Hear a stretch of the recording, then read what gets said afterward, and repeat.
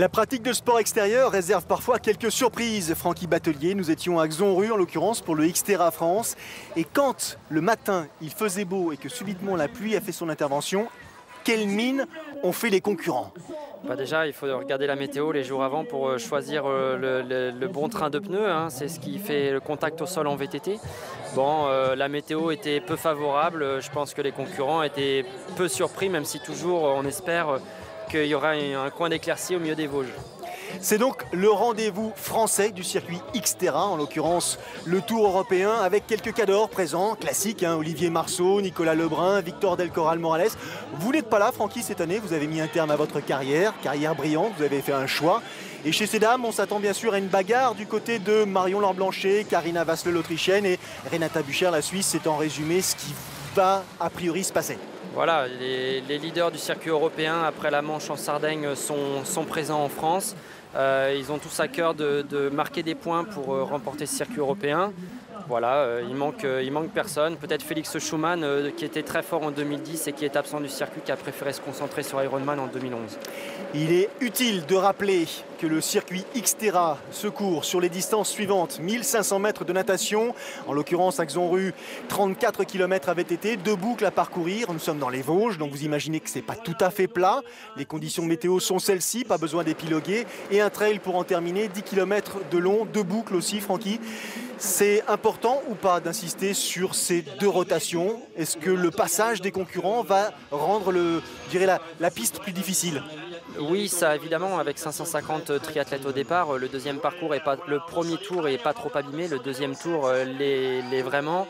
Ça rentre en ligne de compte, c'est surtout dans la gestion de ses forces, d'avoir à chaque fois 2 tours en VTT, 2 tours à pied, ça permet de rythmer la course et de se relancer à chaque fois on revoit du monde, c'est quand même important pour la gestion personnelle. En l'occurrence, pour ce qui concerne le rythme de sa course, Ben Allen, il a trouvé le rythme nécessaire, il est sorti de l'eau le premier après 17 minutes et 59 secondes de natation. Il avait pris une 3e place lors de l'étape italienne quelques semaines auparavant, et puis ont suivi Maxime Verstraete, Benoît Augueux, Azacho, Julien Ricci, Olivier Marceau. Tout ça dans un, je dirais presque un mouchoir de poche, même s'il y a à peu près 3 minutes entre le premier et le dernier que je viens de citer. Oui, c'est pas la partie la plus importante sur Xterra. Là, le VTT, pour les meilleurs, ça va être à peu près 2 heures de course. Donc, 1 ou 2 minutes en natation ou 3 minutes, comme tu le dis, ça va pas changer grand-chose. Maintenant, la course commence vraiment en VTT et ensuite en course à pied. La course est longue. On a vu à l'instant la transition d'Olivier Marceau, hyper efficace. Ouais. Olivier a beaucoup d'expérience, les Coupes du Monde, les Grands Prix et j'en passe. Il a un palmarès qui on n'aurait pas assez de temps pour tout épiloguer. Mais voilà, il sait comment faire des transitions rapides et sur Xterra, s'il peut gagner 10 ou 15 secondes, ça peut être 1 ou 2 places à l'arrivée. Le voici, le profil de ce parcours VTT tracé ici autour du lac de Longemer avec un Ben Allen sorti en tête de la natation et derrière lequel Olivier Marceau, le Suisse, est parti, je dirais, en chasse tout simplement. Voilà, il a rattrapé rapidement Ben Allen pour faire la différence sur le VTT. Il a voulu d'entrée de jeu prendre le commandement de la course. Il a opté sur cette course pour un 29 pouces, semi-rigide, donc avec une suspension uniquement à l'avant. Est-ce un bon choix? Est-ce plutôt un mauvais choix? L'avenir nous le dira au fur et à mesure de la course. Nicolas Lebrun aussi également, exactement le même vélo, ils ont le même sponsor. Donc pour l'instant, ça a l'air d'être... Ils sont aux avant de la course, donc aux avant-postes, je pense que c'était un bon choix. Tout en puissance, Olivier Marceau qui reste sur les performances récentes absolument époustouflantes. Il s'est imposé à Salou sur distance Ironman, sa première victoire sur la distance. Il a remporté le X-Tri de Calvi cette année. Il s'est imposé sur le Tri de Toulon. Enfin bref, on a l'impression que plus il avance en âge et plus il est performant. Ça, c'est pour la course de ces messieurs. La course de ces dames, c'est Marion Lord-Blanchet qui est sortie en tête de l'eau en 19 minutes et 59 secondes. La voici, Marion, en tête de la course féminine devant Carla Van Huisten et devant Karina Vasle.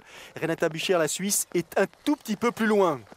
Conditions de course qui ne sont pas forcément celles que préfère Marion et dont elle va nous parler justement. C'est vrai que moi je réagis très bien à la canicule, donc voilà, j'aime ça. C'est vrai que la pluie, dès qu'il fait froid, ça me réussit pas. Je garde toujours mon caractère de guerrier pendant la course, c'est pas ça qui m'arrête, mais c'est vrai qu'au niveau des cannes, je le ressens beaucoup en course à pied. Après non, au niveau de l'alimentation, au contraire, il faudra vraiment penser à bien s'alimenter, bien boire aussi, parce que voilà, quand il fait pas très chaud, on n'a pas spécialement envie de mettre la main au porte-bidon, mais il faudra y aller. Après, si, toujours un petit peu des huiles essentielles sur les jambes pour essayer de les garder un maximum au chaud. Et puis après, non, faudra être un warrior, et puis voilà. Hein. Bah en fait voilà, on joue un mano à mano depuis le début de saison, t'as gagné la semaine dernière, alors c'est mon tour. Marion qui parle bien sûr de la victoire de Renata Bucher, c'était lors des championnats d'Europe de X triathlon. En l'occurrence, le circuit était c'était à Budapest et Renata s'était imposée. Voilà, tout à fait, c'était en Hongrie sur le cross triathlon. Voilà, c'est un nouveau label, il y avait les premiers championnats du monde cette année. Et donc c'est en concurrence, ou on peut dire du label Xterra. Championnat du monde cette année remporté par Konrad Stolz chez ces messieurs, et chez ces dames c'est Marion qui avait pris une 5e place. Et je ne me souviens plus du nom de celle qui avait remporté l'épreuve, mais ce n'est pas très grave pour l'instant. Renata Bucher, elle, c'est la championne d'Europe en titre donc de cross triathlon. Et elle revient de manière assez agressive sur la tête de course. Elle a un passé de vététiste assez probant. Voilà, tout à fait. Elle sait que c'est sa discipline de prédilection, qu'elle a tout intérêt à donner son maximum. Surtout là, on voit le parcours qui devient très physique, en plus d'être technique dans les descentes à cause de cette météo très humide. Voilà, donc elle sait que si elle veut gagner cette course et remarquer des points à nouveau, reprendre l'ascendant sur Marion, il faut absolument qu'elle donne tout sur le VTT. Celle qui a gagné les championnats du monde de cross triathlon, c'est Van Landingham, je crois. Je m'en souviens. L'américaine. Ça, ce sont les amateurs qui n'ont pas tout à fait le même profil, en l'occurrence en termes de facilité, en termes de force, en termes tout simplement d'habitude. Il ne faut pas hésiter à poser le pied, hein. Voilà, surtout pas. C'est vraiment cette partie-là qui va jouer de la deuxième partie de course en VTT, puisque tous ceux qui marchent, tous ceux qui piétinent labourent le terrain. Et bon, le premier tour, c'est propre. Deuxième tour, c'est un chantier, hein, comme on dit. Donc voilà, les dérapages, les freinages, les piétinements, tout ça abîme le terrain et rend le parcours d'autant plus difficile pour la progression. En tête de course, du côté de chez ces messieurs, il est en tête. Olivier Marceau, agressif, descendeur émérite. Pour l'instant, il a l'avantage sur Ronnie Dietz, qui est le seul à pouvoir, je dirais presque, suivre le rythme imposé. Mais derrière, c'est loin d'être terminé, hein, bien sûr. Il y a Nicolas Lebrun, il y a Victor Del Corral Morales. Ce sont aussi des concurrents qui ont l'habitude de progresser au gré des kilomètres. Tout à fait, là on est dans la descente qui ramène à la natation pour finir le premier tour. Donc à l'arrivée de ce premier tour, Olivier Marceau aura seulement 20 secondes d'avance sur Ronnie Dietz et une petite minute sur l'Espagnol Del Corral. Et Nicolas Lebrun juste un petit peu derrière, 1 minute 20 derrière Olivier. Donc c'est vraiment serré, hein, rien n'est fait au bout d'un tour. Pas facile là de, je dirais, s'absenter un tout petit peu, de lever la tête. Regardez, hein, c'est sur la descente de Ronnie Dietz, on l'a vu, on a pu le vérifier. Il suffit de lâcher son attention et c'est la chute assurée là. Ça va tellement vite d'une part, ensuite la piste est quand même bien détrempée. Et merci Michel Curien et ses caméras pour insister sur ce fait-là. Et ce que vous dites tout à l'heure se vérifie sous nos yeux. Olivier avec son 29 pouces, il ramasse quand même plus de bouts que les autres, hein. Alors je ne sais pas vraiment si c'est à cause de son 29 pouces ou pas, mais en tout cas, moi je suis assez surpris qu'il n'y ait pas beaucoup d'athlètes, voire quasiment aucun, hein, dans les tout premiers, qui possèdent un garde-boue à l'avant pour toutes les projections frontales et tout ça en descente. C'est quand même un gros confort, c'est pas beaucoup de poids. Et là encore, Nicolas Lebrun, personne n'a ce genre d'équipement. Je trouve ça un petit peu surprenant. En puissance, Olivier Marceau en tête de la course pour l'instant, avec derrière lui dans l'ordre Ronnie Dietz, Benoît Augueux, Luxem, Del Corral, Lebrun, tout ça dans un mouchoir de poche. Sa vie, le classement se modifie au gré des difficultés. Il reste encore un peu plus d'un tour à effectuer à VTT avant d'attaquer le trail. On gère là, ou est-ce que de toute façon c'est un sprint d'un bout à l'autre? Non, on gère son physique, oui un petit peu, mais on gère surtout sa mécanique. Je pense que ceux qui sont allés au bout de ce Xterra, puisqu'il y a eu quand même pas mal d'abandons, ils ont dû gérer leur matériel automatiquement, c'est glissant. Automatiquement, la chaîne elle est pleine de boue, la transmission est saccadée, toutes les vitesses ne passent pas correctement, ses freins s'usent beaucoup plus vite, ses plaquettes. Marion va en faire les frais, hein, elle va casser un frein parce qu'il aura pris un peu l'air. Donc il faut vraiment gérer son matériel pour pouvoir aller au bout de cette course.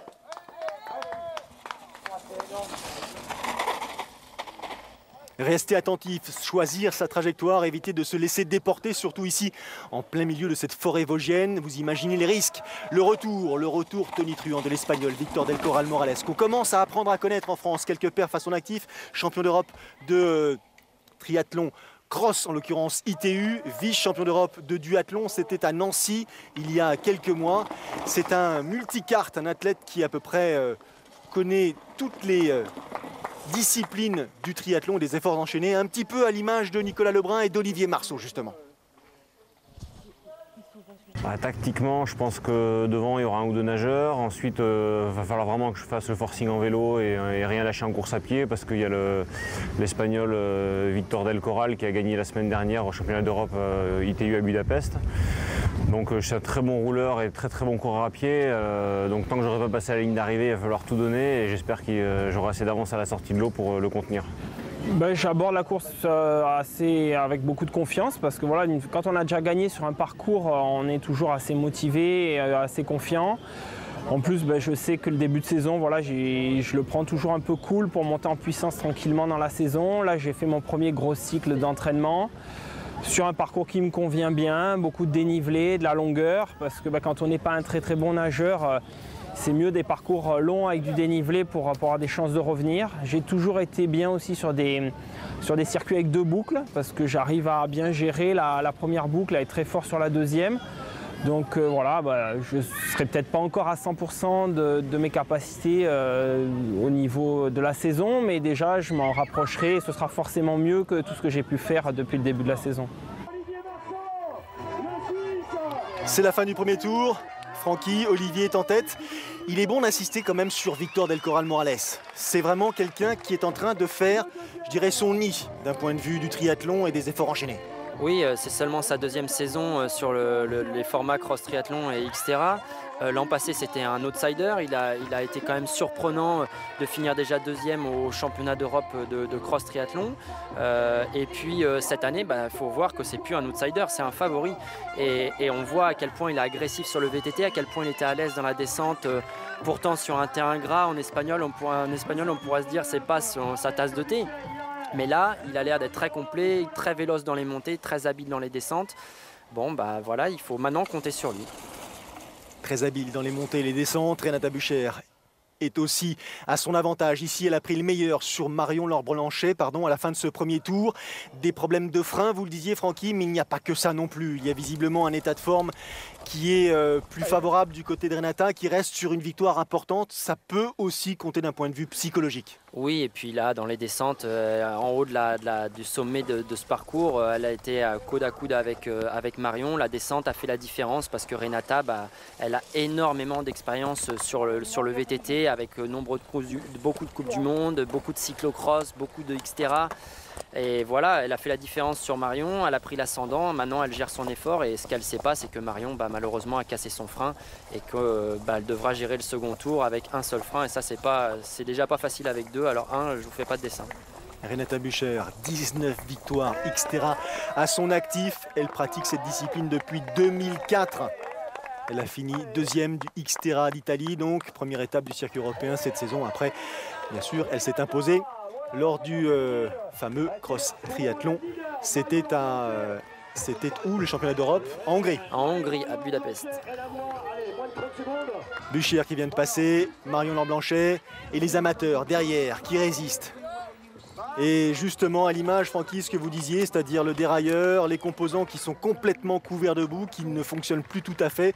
Les coups de main donnés par les anonymes, c'est quand même, et les bénévoles, c'est important. Voilà, l'eau sert autant à se ravitailler qu'à nettoyer la transmission. Il faut apprendre à le gérer, ça. Il ne faut pas être à fond, changer ses vitesses en danseuse, en force. Automatiquement, il y a de la boue qui s'est mêlée à tout ça. Il faut être un petit peu souple, il faut être attentif, il faut être soigneux. Malgré le fait qu'on ait de la boue jusque dans les oreilles, les yeux et un peu partout. En relance, en danseuse, Del Corral qui est désormais leader de cette épreuve. Nous sommes dans le 2e tour de ce circuit VTT. Premier donc l'Espagnol, 2e Nicolas Lebrun, 3e Olivier Marceau qui paye les efforts consentis lors de la première boucle. Peut-être. Olivier, il sort aussi d'un Ironman. Il a fait beaucoup de courses, un gros début de saison avec nombreuses victoires. Là, c'est la mi-saison. Les autres ont peut-être mis cette épreuve-là un peu plus surlignée en rouge que lui et il est peut-être un peu petit peu trop arrivé la fleur au fusil, je ne sais pas. Toujours est-il que là, on voit une réelle différence dans les ascensions. Nicolas Lebrun et Victor Del Corral en danseuse, Olivier assis sur la selle, un peu en train de subir. Une des dernières descentes qui amène les concurrents en direction de l'aire de transition. C'est la fin de cette deuxième boucle. Avait été la première boucle, Victor Del Corral l'a couvert en 55 minutes seulement. Il va couvrir la deuxième boucle en un peu moins d'une heure, 59 minutes et 21 secondes. C'est pour vous dire le rythme soutenu et maintenu surtout par l'Espagnol. Pour ce qui concerne les amateurs derrière, c'est un tout petit peu différent. On est venu pour en profiter.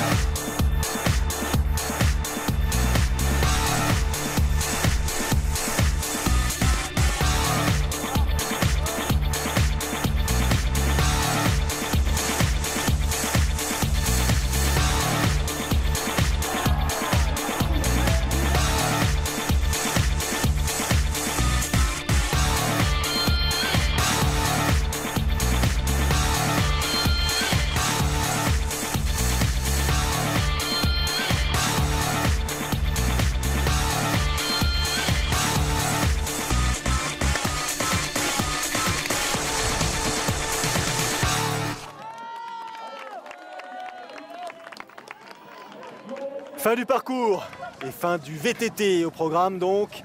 Victor Del Corral Morales qui aborde le premier et donc en tête l'aire de transition après 2h17 minutes et 17 secondes de course. Et là déjà l'écart est très conséquent sur ses poursuivants. Il a effectivement un peu plus de 3 minutes sur Nicolas Lebrun. Le voici justement Nicolas Lebrun qui dépasse à cet instant Céline Augueux. Il relance pour essayer de limiter la casse. Mais est-ce que dans sa tête, Nicolas n'est pas en train de se dire « je pense que c'est cuit » parce que mine de rien, l'Espagnol, il est connu pour être très agressif et très performant à pied aussi. Oui, il est même archi convaincu que de toute façon maintenant il court pour la deuxième place, que ce sera bien qu'il ne se fasse pas rattraper par Olivier, par Ronny Ditch, qui sont ses plus proches poursuivants. Il sait très bien qu'avec 3 minutes 45 de retard sur Victor Del Corral, il court pour la seconde place, ça c'est une évidence. Vous parlez d'Olivier, le voici en troisième position, un petit peu moins de 4 minutes de retard sur Victor Del Corral. Il est moins prompt, moins gaillard qu'il ne paraissait lors de la première transition. Ouais, je pense que là, c'est un gars du sud-est, il ne doit pas trop aimer la boue. Même s'il sait que c'est bon pour la peau, ça ne doit pas être son truc. En tout cas, lui, il a chaussé ses baskets sans mettre de chaussettes, sans presque s'essuyer la plante des pieds à la hussarde. Il est plus à sa près, je pense. Il faut être un warrior, comme a dit Marion tout à l'heure. Et Olivier, là, en est vraiment un. C'est une discipline qu'il adore et il n'a pas peur de se jeter éperdument dans cette terre vosgienne. On a vu passer Ronny Ditch autour de Luxem aussi. Luxem, pardon, d'attaquer le parcours et le trail. Voici ce trail, 10 km de long, 2 boucles de 5 km. On a le palpitant qui monte très haut là. Ouais, les pulsations ont quand même du mal à monter parce qu'on est déjà on a plus de 2h30 d'effort. Là, ce qui est dur, c'est d'être solide sur ses jambes, de ne pas s'affaisser à chaque foulée. C'est une montagne à gravir, c'est vraiment dur. On a l'impression que ça monte tout le temps et maintenant, il faut serrer les dents. Les sensations, elles ne sont jamais là, il ne faut pas croire, même pour les meilleurs. Ce qui compte, c'est vraiment tenir. On est vraiment dans la résistance. Voilà, les jambes se dérobent, on glisse, on fait des erreurs et plus on est fatigué, plus on fait d'erreurs. Premier, Victor Del Corral. Deuxième, Nicolas Lebrun. Troisième, Olivier Marceau. À cet instant précis de la course, il y a une 30 secondes, un peu plus de 30 secondes entre Nicolas et Olivier Marceau. Donc la deuxième place n'est pas encore totalement acquise, ni à l'un ni à l'autre. En revanche, pour ce qui concerne la tête de course, ça devient de plus en plus limpide. Voilà, il y a 3 gars en 1 minute pour 2 places sur le podium. Donc automatiquement, la bataille est rude. Nicolas a un petit peu d'avance sur Olivier. Je pense que Nicolas se sent en forme. Olivier, il va essayer de faire aussi bien que l'an passé en finissant 3e. Il sait qu'une place sur le podium, c'est toujours mieux que 4e. Et puis Ronny qui fait un début de saison exceptionnel, un 2e en Sardaigne sur la première manche. Là, il va vraiment tout donner pour essayer de rattraper Olivier parce qu'il sait que rien n'est perdu tant qu'on n'a pas franchi la ligne. dans son style caractéristique, agressif. Nicolas Lebrun, deuxième position. La descente qui amène donc les concurrents sur le lac de Longemer, en l'occurrence Olivier Marceau. Derrière, Ronny Dietz, l'Allemand dont vous parliez, qui a pris une 7e place l'an passé du circuit donc européen. Deuxième sur le Xterra l'Italie, vous l'aviez souligné. Il est en train d'essayer de revenir sur Olivier, même si à ce stade-là, je dirais 200 mètres, c'est vraiment énorme. Ça paraît tellement irrattrapable, le niveau de fatigue est tel, et là on le voit aussi à l'image pour ce qui concerne Irel Luxem, il se donne jusqu'au bout, mais ça devient pénible, chaque foulée devient effectivement un obstacle majeur. Ouais, c'est un long chemin de croix, on essaye, même on voit devant pour Victor Del Corral de savourer, mais personne n'a le sourire, hein. Tant que la ligne, le sourire ce sera pour après la ligne d'arrivée, hein. C'est vraiment pénible, hein, avec des conditions comme ça.